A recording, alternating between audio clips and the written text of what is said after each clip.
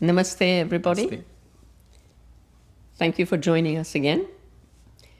And if you remember in the last session, we covered verses up to 41 of chapter 2. And Sri Krishna was trying to persuade Arjuna in a very practical way and with practical reasons why Arjuna needed to participate in the war and fight. He went into very practical reasons, both concerned with why a war for righteousness needed to be fought, but also specifically targeted at Arjuna, saying that people will speak ill of you. They will say you left the battlefield because you were a coward. So now we'll continue with verses 42 to 48 is what we'll cover today. So Jiniti will do 42 and 43. So verse 42 and 42, first I'm going to recite. Yamimam pushpitam vacham pravadantyavipaschitah vedavadarataः partha nanyadastiti vadinah kamatmanas svargapara janma karma falapradam kriya vishesha bahulam bhogaishwarya gatim prati. So in these two verses, Bhagavan says, Hey Partha, Parth, the son of Prutha, Imam Pushpitam Vacham. Bhagavan says that the Pushpitam Vacham, which is flowery speech. So, Avipaschitah Pravadanti Pushpitam Vacham. Vipaschitah is the person who has understood or who has digested the knowledge of Vedas. Avipaschitah, which is completely opposite, that who has not digested, who has not understood well. They use flowery speech, and this Bhagavan says, how are they? He says, Veda Vadarataha. They are just interested in discussing, or not discussing actually, but debating the wrong subject, which is a Vadam. And they preach na anyat asti iti. So they preach the way there is nothing beyond of this fulfillment of desires. They use flowery speech. Now, what is that flowery speech? Bhagavan is saying, first is kamatmanaha. So he says that the meaning of Vedas is kamatmanaha, means to fulfill your desires, which some mantras may be talking about that. Then it says svargapara, which leads you towards heaven, which is svarga. Then janma karma falapradam, which is going to give you again fulfill desires of your birth or the actions, and kriya vishesha bahulam bhogaishwarya gatilipati. Bhagavan says that all kind of different actions which can lead you to bhoga and aishwarya. Bhoga is to joyfulness or to enjoy the materialistic world. So Bhagavan is saying that those avipaschitah, the person who has not understood the Veda knowledge, they use that these Vedas are talking about only this kind of subjects. Yeah. So translation is, those with limited understanding get attracted to the flowery, meaningless words of the Vedas, which advocate various ritualistic ceremonies for elevation to the celestial abodes, and presume no higher principle is described in them. They glorify only those portions of the Vedas that please their senses, and perform ritualistic ceremonies for attaining high birth, opulence, material enjoyment, and elevation to the heavenly planets. Now, it's very easy to read these two verses and assume that Bhagavan is criticizing the Vedas. But he's not. He's not criticizing the Vedas or Vedantic philosophy in this verse. He's saying that the Vedas have a lot of detail in the form of ritual, but their purpose is to achieve certain material things in life. But Vedanta philosophy is actually aimed to give us an understanding of who we are and therefore eventually lead to moksha. But people who follow these rituals for the sake of rituals don't understand that the purpose of the rituals is actually to eventually lead to moksha. and we'll come to why they do that. Now, to carry out any action, whatever that action might be, including a ritual, only with the result in mind, purely for the result, is precisely what Sri Krishna asks us not to do in verse 40. And he gave the reasons very clearly there. And we went into it in detail. So he's now expanding more on verse 40 to say that disinterested action also means that a seeker after truth will not feel the need to carry out these rituals where the sole aim of the ritual is to achieve a specific result. Now, again, we'll come in detail in later verses, because there is a purpose in rituals performed repeatedly if the purpose is to focus our minds. That's a different type of ritual. We'll come to that in later chapters. Now, Bhagavan then says that such people have limited understanding. Is he saying that the rituals don't work, or that we shouldn't carry out the rituals at all? He's not saying either of those. Now, there's an interesting study published in Scientific American, and it actually is headed, "Why Rituals Work." It concludes that despite the absence of a direct causal connection between the ritual and the desired outcome, performing rituals with the intention of producing a certain result appears to be sufficient for that result to come true. In other words, performing a ritual repeatedly to get a particular outcome, Scientific American is saying, does appear to produce that result. Fascinating finding. While some rituals are unlikely to be effective, like knocking on wood is not going to bring any rain, many everyday rituals make a lot of sense and are surprisingly effective. And again, if you want to look up that article, it's called "Why Rituals Work," and it was published in Scientific American. You can look it up. So Bhagavan himself here doesn't say that the rituals don't work. He's questioning the motive for following that ritual, which is that it's an action in expectation of a specific result. He also doesn't say, don't carry out the ritual. In the initial stages of spiritual development, rituals of whatever type, Vedic rituals included, at least ask us to do that which is good, and which does others no harm, and from which we can come to no harm. So in that context, of course, they are doing something positive. In addition, if the ritual helps us to focus our minds, then that is something very positive, because the ability to focus our mind is essential to success in any task. And we will come to this again and again and again in the chapters and verses that follow.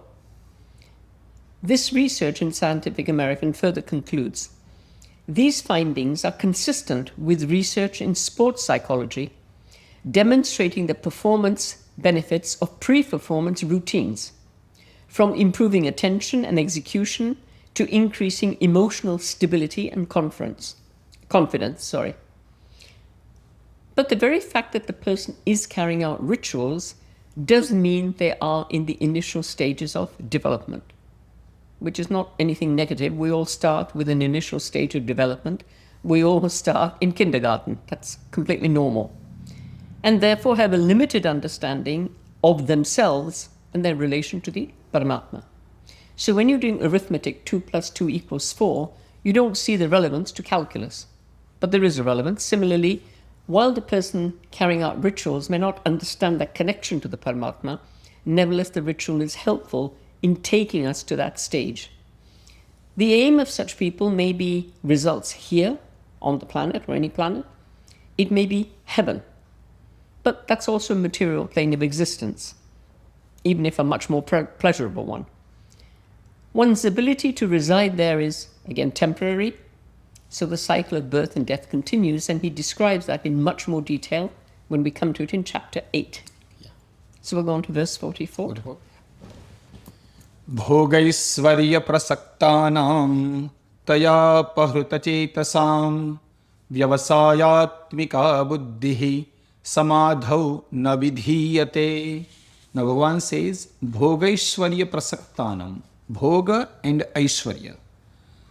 Prasaktana means who are attached with strong attachment with bhoga and aishwarya. Bhoga, aishwarya means here one is talking about materialistic, because aishwarya is used for spiritual also, but here one is talking about materialistic desires. So who are very much attached to that, prasaktanam, which is attached, taya apaharuta chetasam. By that, apaharuta means we call in Sanskrit apaharanam, which is kidnapping or bewildered intellect. So those people, their mindset or their intellect is bewildered or kidnapped. And vyavasayatmika buddhi, Bhagavan says, in that vyavasayatmika buddhi, which is resolute buddhi, his intellect, samadhau na vidhiyate. In deep meditation, it cannot occur. So Bhagavan says that whose intellect is kidnapped by the materialistic desires, they are not, they don't, or they are not succeed, or they are not able to do deep meditation. So that vyavasayatmika buddhi. So that is what Bhagavan is saying in this verse. So Bhagavan now says, with their minds deeply attached to material desires and their intellects bewildered by such things, they are unable to possess the resolute determination to succeed on the path of deep meditation to self-knowledge. And he will come to meditation again in great detail in chapter 6 when we get to that. Right now, he is continuing to describe the people who carry out the Vedic rituals and helps us to get a better insight into the type of person so we can recognize them. First, he says their minds are deeply attached to material desires. Now, there are lots of different things that we can classify as material desires or worldly pleasures. The one thing they all have in common in general is the need for money. Or in ancient times, whatever was used for barter. So it may not be a coin. It could be that you're trading sheep for food or grains for clothing, something else. But at the end of the day, you need to have a lot of whatever people need in order to successfully fulfill your worldly pleasures. So with that mindset, they will run after whatever will enable them to obtain and accumulate money. Then he uses words, their intellects are bewildered. And we should examine that phrase with care. First of all, everybody needs enough money to meet their basic needs. We all need a roof over one's head. We need food, we need medical care, we need education for our children. From Princeton University's Woodrow Wilson School, Angus Deaton and psychologist Daniel Kahneman, and he was a Nobel Prize winner for economics, and I hope I'm pronouncing his name right, they analyzed the responses of 450,000 Americans polled by Gallup and Healthways in 2008 and 2009. So it was a huge sample of people, almost 500,000 people. And here are the results. Let me read them out to you in 2010. The Gallup World Poll reported high levels of stress in high GDP countries. Researchers found that lower income below 75,000 did not cause sadness itself, but made people feel more ground down by the problems they already had. So it didn't of itself induce sadness, but they felt that they weren't in control of their own lives. They felt ground down. But here's the most interesting finding of all. They find that no matter how much more than $75,000 people make, they don't report any greater degree of happiness. Now, please remember these numbers, of course, have to be corrected. They're from 2010, and we're now in 2025. So correcting for that, maybe 75,000 has become 125,000. But what it's saying is that earning more than that may give us more material comforts. It did not increase the level of happiness, which is two different things. Now, when we looked at verse 45 and 46 of chapter 1, if you remember, we saw the study that showed that the wealthier have significantly less compassion and lower ethics towards their fellow beings than those with much less wealth. That's an interesting finding, because what it says is that the pursuit and acquisition of money can affect us mentally and definitely not in a positive way. There are numerous other studies that have shown exactly the same result. High living, or living high, on the socio-economic ladder can make actually people less ethical, more selfish, more insular, less compassionate. It's not the other way around. Then researchers at MIT, Prelek and Semester, in 2001, studied willingness to pay, which they call WTP, willingness to pay, when using credit cards and cash. They examined them separately. To summarize, people are willing to pay more when using a credit card than cash, because we view the credit card as less immediate payment than cash. Hence the readiness to pay more, because, well, I won't actually have to pay this until next month or the month after or whatever. This they called the pain of pain, the distress experienced when money is spent. Then Nina Mazar and colleagues in 2016 used a combination of brain imaging techniques, priming and placebos in a series of experiments they carried out. These showed that pain of paying, which was identified in 2001, is not just a psychological concept. The results of these experiments showed that making the decision to purchase something, that means spending money, activated pain processing centers in the brain. It's associated with higher order affective pain and not somatosensory. In other words, it's not physical pain, but the pain is felt in the same area of the brain and is nevertheless recorded by the brain as pain, which was a very interesting experiment. So now let's summarize. What have we found? Having much more money than we need does not increase our happiness, although it may increase our comfort. Increased wealth reduces people's compassion and ethical standards. We're less able to put ourselves in the shoes of other people who may have less money, and therefore fewer choices.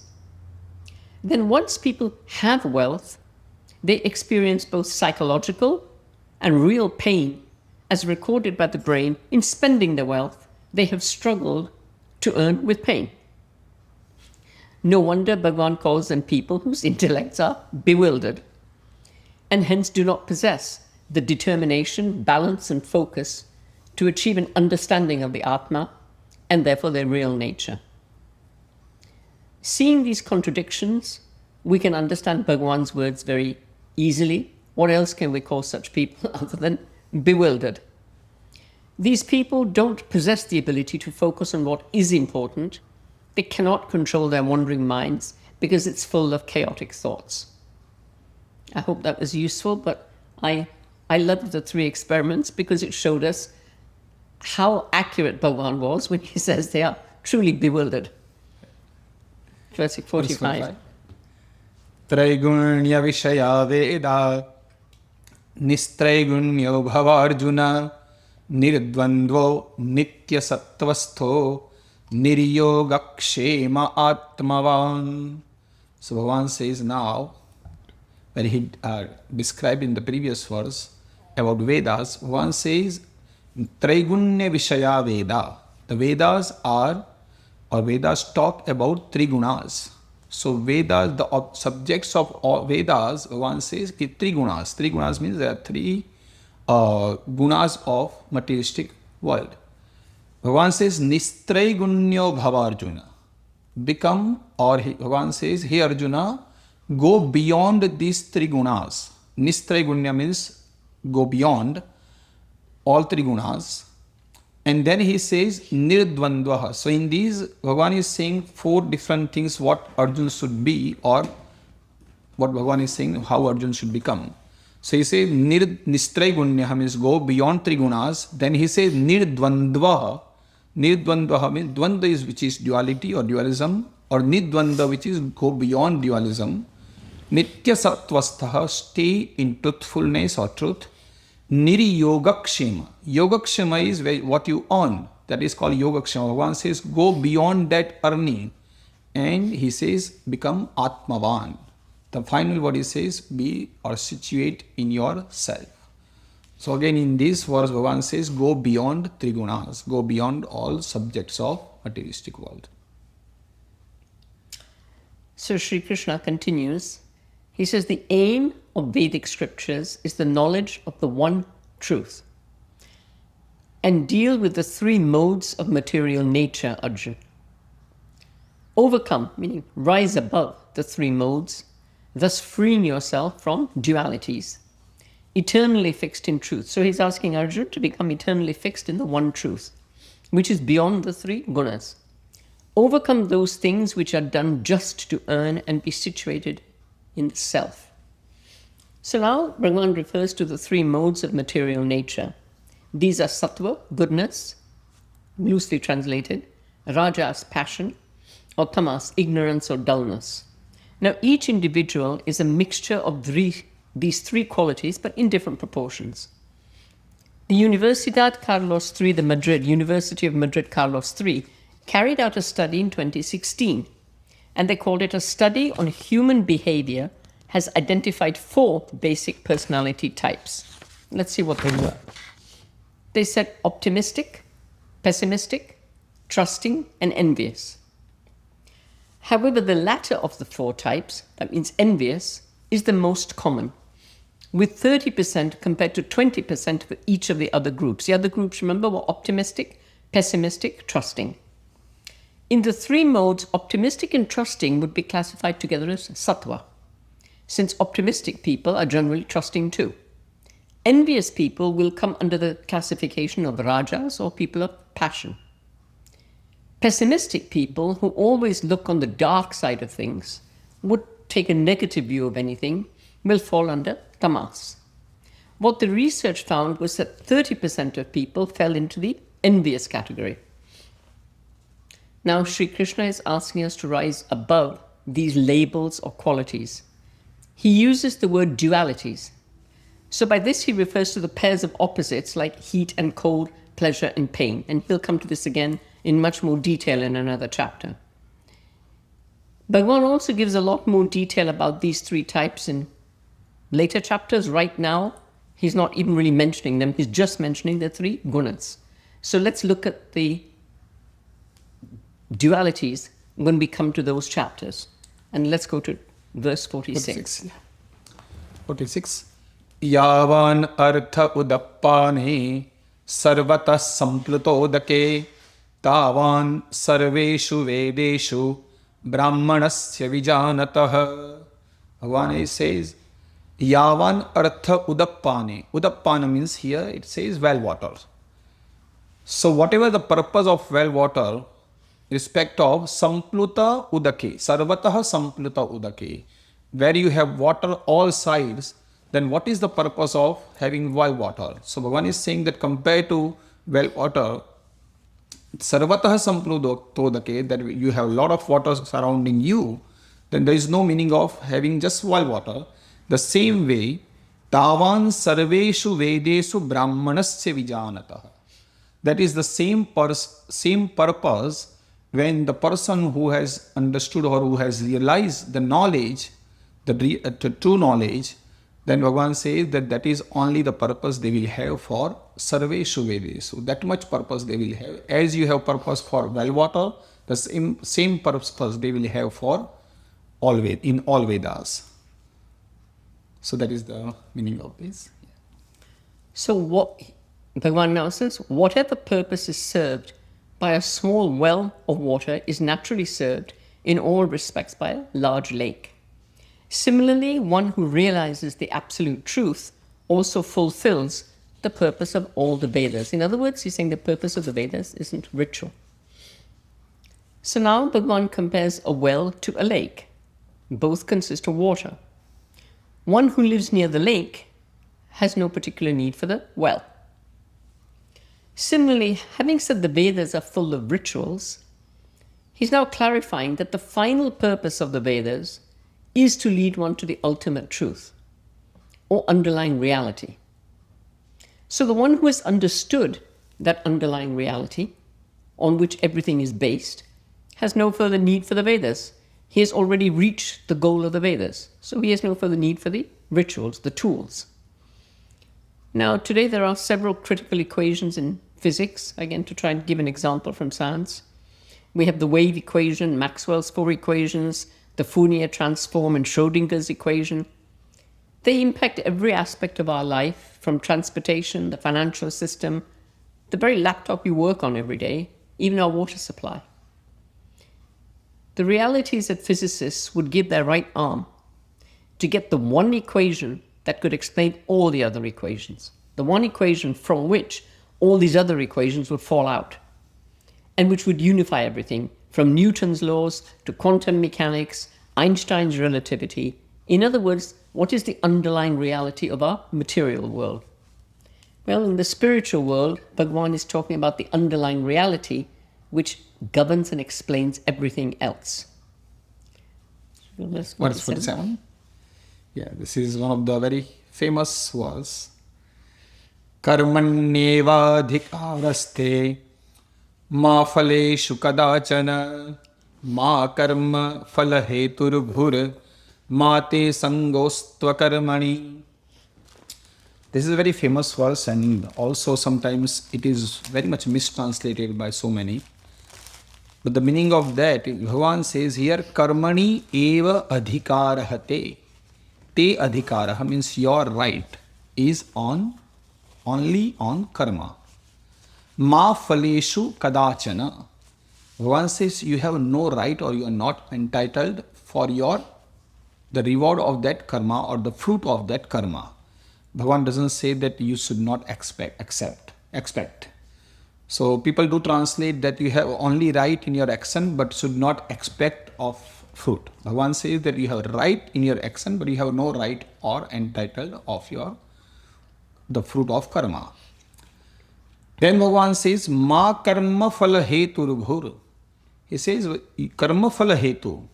He says, you are never cause of the fruit of your karma. And the last one he says, Mate sangah astu akarmani.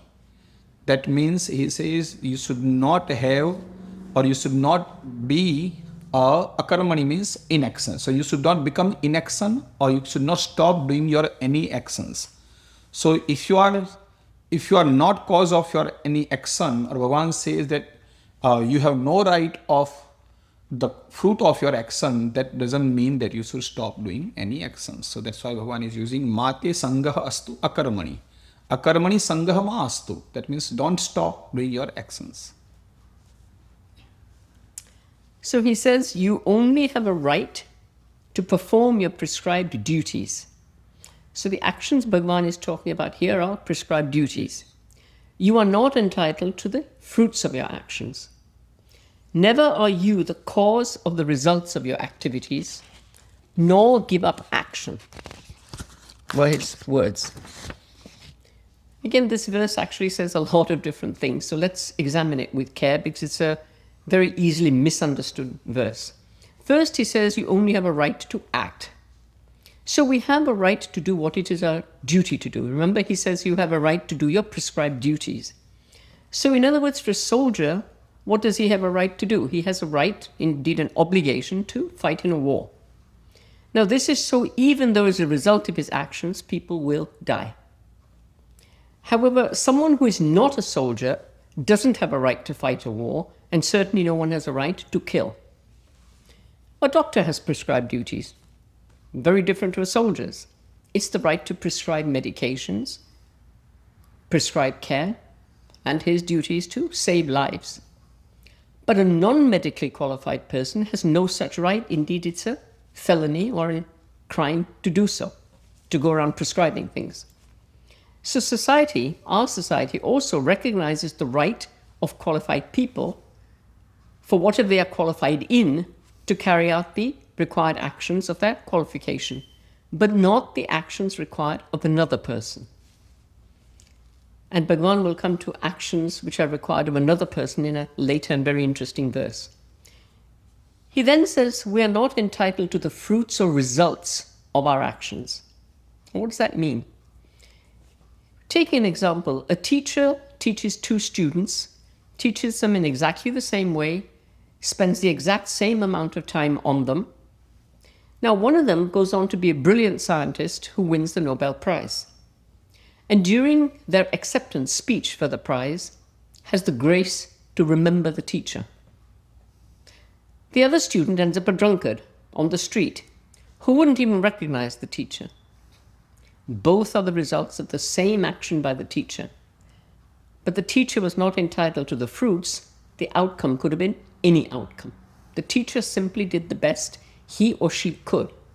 They are not responsible for the fact that one student ended up a Nobel Prize winner and the other student ended up a drunkard on the street.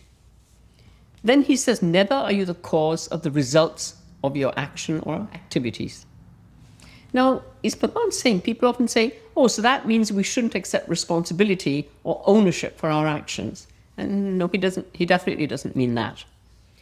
He is referring here to the unpredictability of the outcomes of actions we may take, because there are so many factors at play where we may not even be aware of the factors.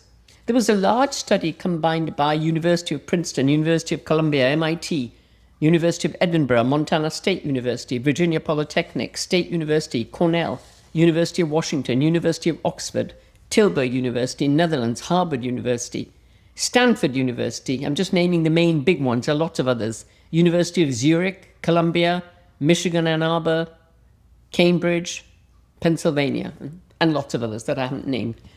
And they used hundreds of researchers who attempted to predict 6 relatively simple life outcomes, like a child's grade point average, whether a family would be evicted from their home, nothing hugely complicated. The researchers used machine learning methods optimized for prediction, and they drew on a vast data set that was painstakingly collected by them by social scientists over 15 years. Now, what were the results? In one sentence, no one made very accurate predictions. Why is this? Within each outcome, they say, prediction error was strongly associated with the family being predicted and weakly associated with the technique used to generate the prediction. So it had a high correlation with the family, not much associated with how you tried to predict things. So in simple language, there are too many factors entering into a potential outcome, too many factors affecting an outcome, for us to predict anything, regardless of how good the technique we think is that we might be using. Now, the scientists found that from the moment of our birth till the age of 9 years old, just 9 years, never mind after that, there were no less than 12,442 variables that impact our lives. As we grow, the number of factors only increases. Now, 12,442 variables means that the number of possible outcomes is so huge, it's impossible to predict. It doesn't run into millions or billions, it runs into trillions. So the extensive research was published by the National Library of Medicine, and it was titled, in case you want to look it up, Measuring the Predictability of Life Outcomes with a Scientific Mass Collaboration. It was an extremely interesting study. Hence, Sri Krishna says, thousands of years before this study, do not think you are the cause of the results of your actions, because there are 12,442 variables which are not connected with us. They're external variables. So instead of wasting our time in speculation, weighing numerous different outcomes geared to give us particular results, and if I do this, this will happen, but if I do that, that will happen. He said, instead of wasting your time and your brain power on that, just do what's your duty to do in every situation. Then he says, nor give up action. In other words, the result of all this is not that we should take no action at all. And these words of his are very definitive, do not give up action, and yet people centuries later are still debating as to whether or not Sri Krishna is asking us to give up action, despite his very clear-cut words here, do not give up action. Now, just because we cannot predict the grade we will get from a maths exam doesn't mean that we don't study for it, and it doesn't mean we don't sit it, because obviously failure to study for it or sit it has only one outcome: failure. The very simple results of very simple actions can be predicted in the immediate future. In other words, if I push this table now and my foot happens to be underneath it, yes, I can predict the table will fall and my foot will break.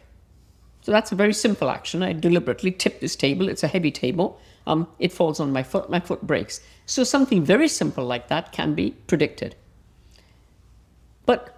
And not studying for our exam will absolutely ensure we fail the exam. But other than such very simple things, he's saying you can't predict an outcome.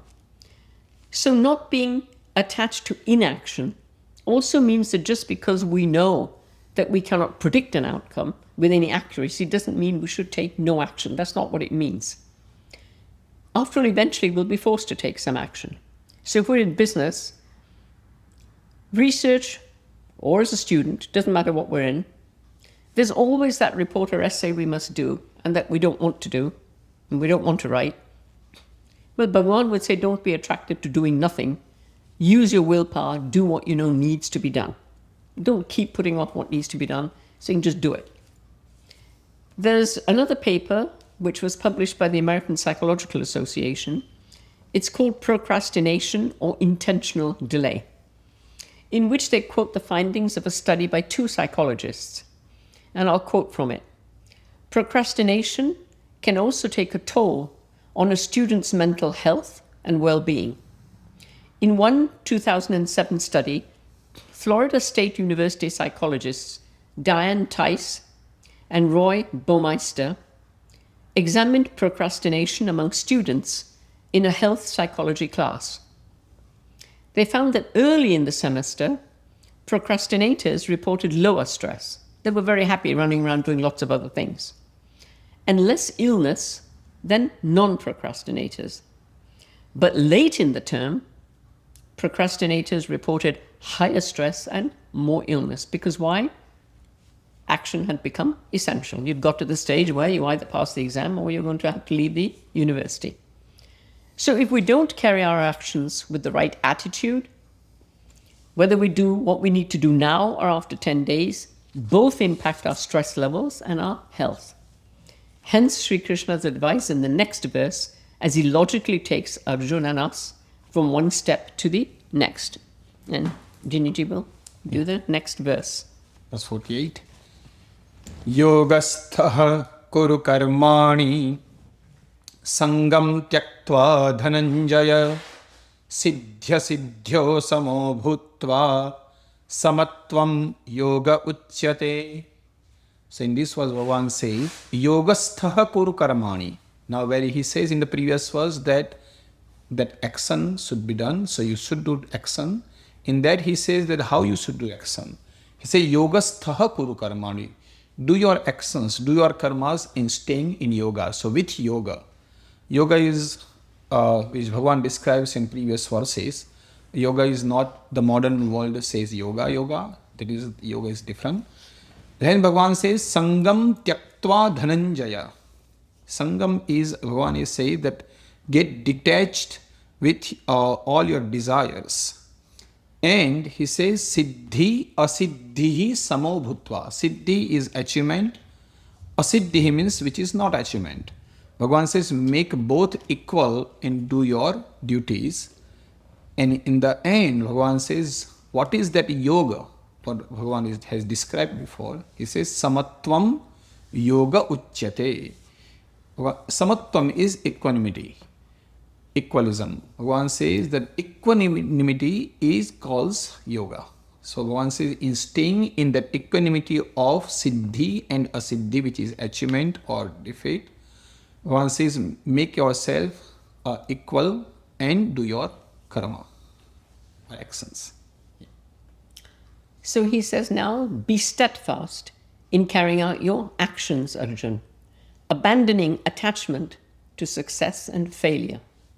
Such equanimity is called yoga. So now Bhagavan defines yoga for the first time. What does he mean by yoga?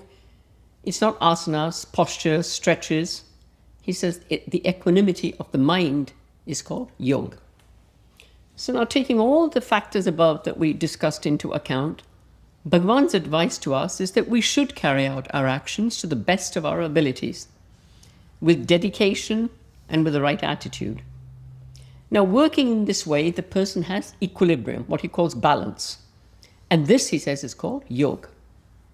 Now, let's stop for a second here, consider carefully what Sri Krishna is saying.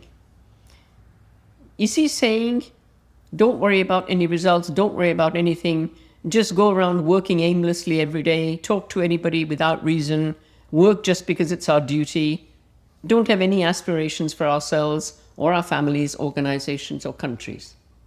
Well, obviously he's not saying that, because then he would not be asking Arjun to fight as a warrior. He's not saying at all that we should not set goals for ourselves. Arjun's goal would be to win the war. So his action would be to fight the war. His goal would be to win the war. Now, there's a paper published again in European Psychologist, 2007 edition, by Gary Latham from the University of Toronto and Edwin Locke, University of Maryland.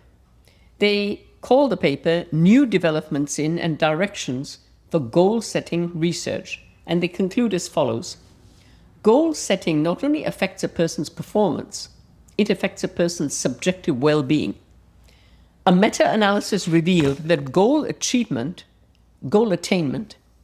is associated with increase in positive effect. In other words, when you attain a goal, there is a positive effect on the person and decreases in negative effect. In addition to a person's performance, goal setting, feedback, and self-efficacy were shown to play a crucial role in fostering a person's subjective well-being. So in other words, summarizing, what does that mean? It means that setting goals is actually good for us. And setting goals is different to wanting a specific result from a specific action. But he's saying having an overall goal in mind is a good thing. And research has also established a strong connection between goal setting and success. But setting a goal is quite different to expecting a particular outcome. So let's take an example. There's a young couple in a one-bedroom condo. They're planning to have 2 children. They want to move to a 3-bedroom condo. Now, their plan is to work hard, win promotions, save money for a deposit. That is the goal. The goal is, I want to improve myself, get myself into a larger accommodation so I can have children and we can be a family. So now they go to work every day, and as part of the process of trying to do well, they seize the opportunity to write an important report for the board. So doing the work really well and producing an excellent report is part of the goal. But expecting congratulations, well done, or a bonus from the board is wanting a specific outcome for that specific piece of work. Bhagavan asks us to do the first, but not the second. So he's saying, yes, do the excellent report for the board. That's part of your goal. If you're wanting $10,000 for it, or a specific outcome, like congratulations, employee of the month, he said, no, don't aim for that. So let's try to summarize what Bhagavan is actually telling us in these 2 very critical verses, 47 and 48. He says, first, everybody has a right to and an obligation, in fact, to carry out their duties. In other words, a doctor has every right and obligation to treat a patient. But we're not entitled to the results of the actions. That means we should not have a specific expectation from a particular action. We need to understand that we are not the cause of the results of our actions. Now, we understand why today, based on the subject, which was on the study, which was obviously not available 5,000 years ago, but is available to us today. We know that just between birth and 9 years of age, there are over 12,000 variables that affect our lives. That's why he's saying we're not the cause of the results of our actions. This doesn't mean that we should simply take no action or put off actions that we know it is our duty to carry out. In fact, to help us succeed in life, we should have goals, we should work towards them, and ideally we should write them down. However, when we take individual steps or actions towards that overall goal, we should not expect a particular result from each particular action. We just take the actions with the goal in mind. We simply need to carry them out calmly and with, what does he say? Equilibrium, which is very important. And you'll find throughout the Gita, this equilibrium is something that Sri Krishna stresses throughout, and is actually probably our very first goal, is equanimity of the mind. And I think there we will leave it today, and we will go on to the next verses. Chapter 2 is is the second longest verse, chapter in the Gita. The longest being chapter 18, am I right? Yeah, 78. Yeah. 18. But this is a long one, so we will carry on with what Bhagavan is saying. He's giving us the taster for what is going to come in chapters 3 to 17. Yeah. Thank you very much for listening. Namaste, everybody. Namaste. Jai Shri Krishna. Jai Shri Krishna.